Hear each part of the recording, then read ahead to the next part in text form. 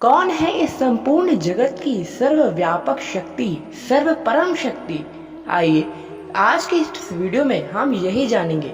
जिस प्रकार शास्त्रों में भगवान शिव के 3 स्वरूपों का उल्लेख किया गया है, यानी सदाशिव, शिव और रुद्र, उसी प्रकार भगवान विष्णु के वैष्णव संप्रदाय में 3 स्वरूपों का उल्लेख है, यानी महाविष्णु, शय्योदक्षाय विष्णु और गर्भोदक्षाय विष्णु। जो शास्त्र श्री विद्या परम शक्ति पे आधारित हैं, यानी मां जगदम्बा पे आधारित है, उन शास्त्रों के अनुसार शक्ति के भी 3 स्वरूप बताए गए हैं। पहला है शक्ति, जिनकी हम नवरात्रि में पूजा करते हैं, यानी माँ कुष्मांडा, माँ कालरात्रि, माँ सिद्धिदात्री। शक्ति का स्वरूप माना गया है। माँ आदि शक्ति, माँ पार्वती को माना गया है।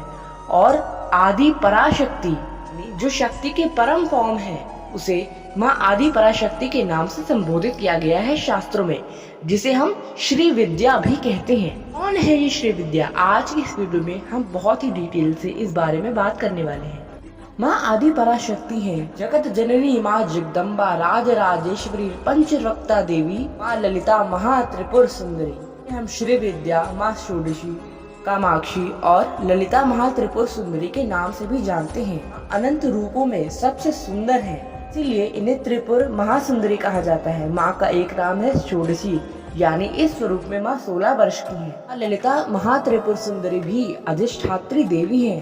माँ ललिता महा त्रिपुर सुंदरी से ही समस्त ब्रह्मांडों की ब्रह्मा विष्णु महेश को शक्तियाँ प्रदान करी जाती हैं। माँ ललिता महा त्रिपुर सुंदरी 10 महाविद्याओं में तीसरी महाविद्या मानी गई है। पहली महाविद्या है देवी काली, दूसरी महाविद्या है देवी तारा और तीसरी महाविद्या है ललिता महा त्रिपुर सुंदरी। माँ के इस परम स्वरूप के पति के रूप में विराजित है स्वयं सदा शिव का स्वरूप। जब भी हम पूजा में कर्पूर गौरम करुणावतारम वाला श्लोक गाते हैं, तो यह श्लोक सदा शिव के लिए ही लिखा गया है। शास्त्रों में सदा शिव ही माँ के इस परम स्वरूप के पति माने गए हैं।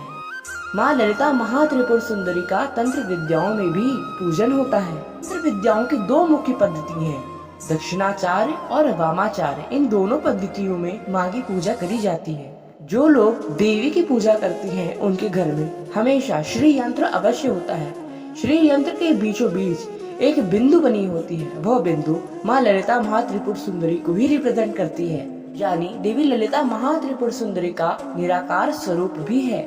माँ ललिता महा त्रिपुर सुंदरी का निराकार स्वरूप ही था, परंतु माता के साकार स्वरूप के प्रादुर्भाव की कहानी भी बड़ी ही रोचक है।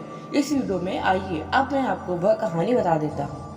पूर्व काल में जब भगवान शिव ने कामदेव को अपने तृतीय नेत्र से भस्म कर दिया था, उस समय उस भस्म से ही भंडासुर नाम के एक महाशक्तिशाली दानव का जन्म हो गया था। भंडासुर बालक स्वरूप में था, तब उसका मार्गदर्शन गणेश जी ने कर दिया था। भंडासुर ने भगवान श्री गणेश के मार्गदर्शन के बाद भगवान शिव की बहुत ही घोर तपस्या की। ये तपस्या बहुत अधिक उग्र थी। स्वरूप भगवान शिव ने उसको अभय वर प्रदान किया। इसके पश्चात भंडासुर ने समस्त लोकों में त्राहि त्राहि मचाना शुरू कर दिया। भंडासुर शास्त्रों के अनुसार सबसे अधिक शक्तिशाली राक्षस माना गया हुआ है। भंडासुर ने स्वर्ग एवं पाताल दोनों को ही अपने अधीन कर लिया था। भंडासुर स्वयं इतना अधिक शक्तिशाली था कि उसने स्वयं इंद्र के आसन पर आरूढ़ होकर अपनी पालकी को देवताओं से खिंचवाया था। भंडासुर इतना अधिक शक्तिशाली था कि उसने अपने ब्रह्मांड को छोड़कर टोटल 105 ब्रह्मांडों पे आक्रमण किया था।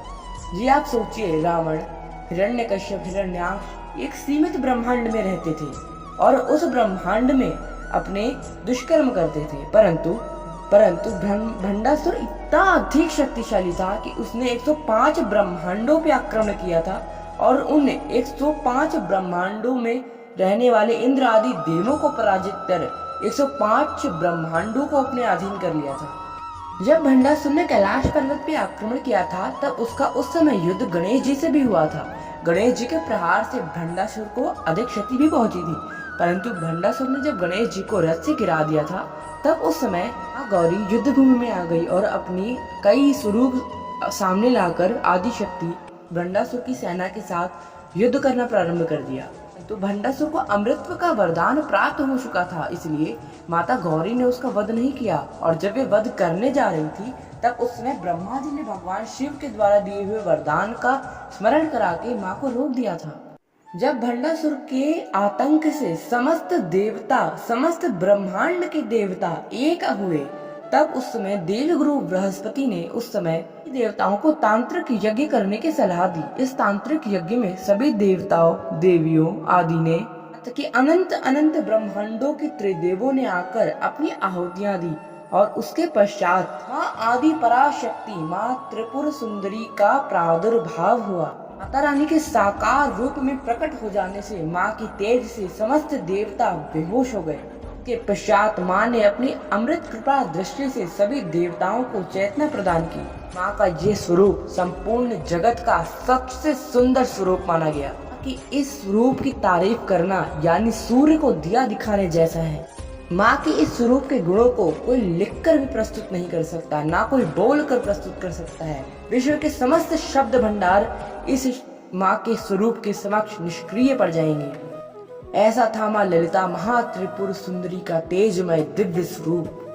तत्पश्चात जब माँ आदि पराशक्ति का प्रादुर्भाव हो चुका था, इसके पश्चात जब युद्ध प्रारंभ हुआ, महाशक्तिशाली भंडासुर ने दैत्यों, उन राक्षसों को प्रकट कर दिया था जो कि पूर्व काल में आने वाले थे और जो कि पूर्व काल में मर चुके थे, यानी हिरण्याक्ष, हिरण्यकश्यप, रावण, कुंभकर्ण, शिशुपाल आदि अनेकों दानव जो कि विष्णु के अवतार द्वारा मारे जाने थे, उन सबको अपनी शक्तियों से प्रकट कर दिया था और माँ के विरोध में लड़ने के लिए कहा था। के पश्चात माँ ललिता महात्रिपुर सुंदरी ने अपने 10 हाथों के एक एक नाखून से श्री भगवान विष्णु के दशाह अवतार को प्रकट कर दिया था, जिसने भंडासुर के समस्त राक्षसों का अंत कर दिया। इसके पश्चात माँ ललिता महात्रिपुर सुंदरी ने महाकामेश्वर अस्त्र चलाया, इसके द्वारा भंडासुर मारा गया। ये महाशक्तिशाली दिव्य अस्त्र सिर्फ माँ और सदाशिव ही चला सकते थे। माँ के प्रादुर्भाव की कथा मैंने इस वीडियो में थोड़ा शॉर्ट में बता दिया है।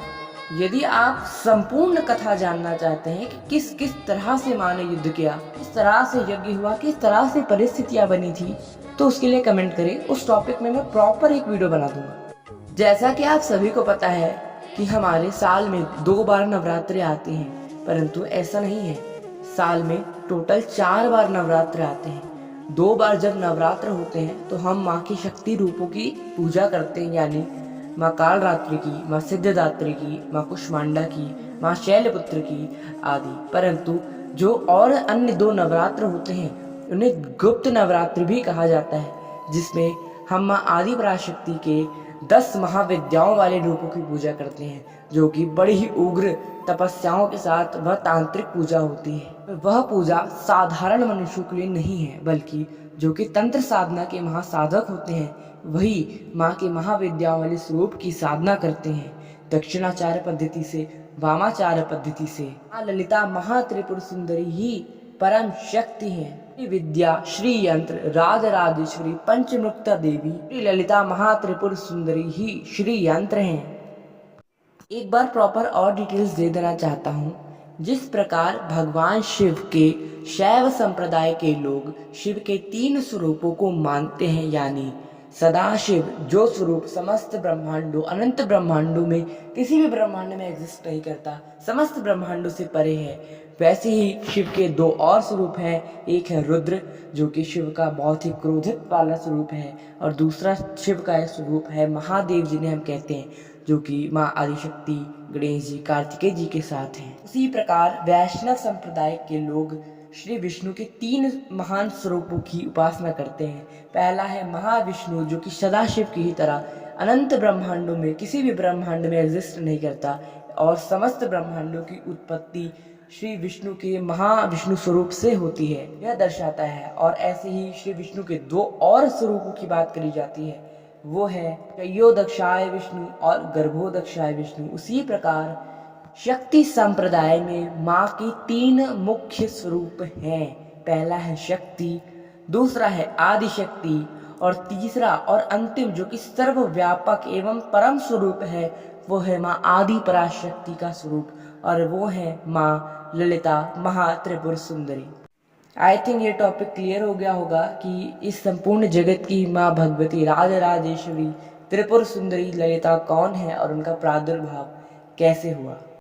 आई होप आप सभी को वीडियो अच्छी लगी होगी। मिलते हैं नेक्स्ट वीडियो में, तब तक के लिए सभी को जय श्री राम, जय श्री कृष्णा, जय माता रानी, हर हर महादेव।